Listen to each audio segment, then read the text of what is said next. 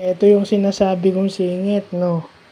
Ito yung formula ng sine, sum and difference of angles pag sine, given angle C and angle D.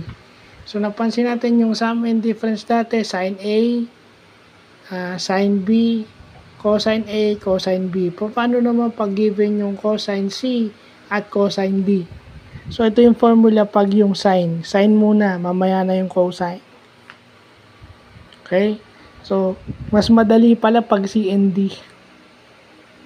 Pag paplasin mo lang sila, i-divide mo sa 2, then kukunin mo yung sine, then ita-times 2 mo. Sine of C plus D over 2 times, ayan. So, ito yung sagot niya. Yung una, ito yung nakuha natin sa internet.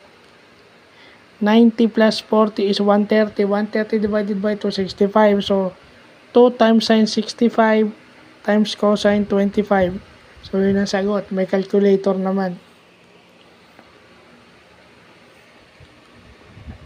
So, ito yung sarili natin example, no? Pag given yung angle C tsaka angle D, sum and difference. Ayan. So, ito yung mga hindi na naituro ata. Hindi ko na matandaan kung umabot kami rito. Yung sin A, sin B yun. Naabutan yun. College. Pero ito hindi. So, maganda na pag-aaralan natin to. Maganda at bagong knowledge natin. So, yun lang po.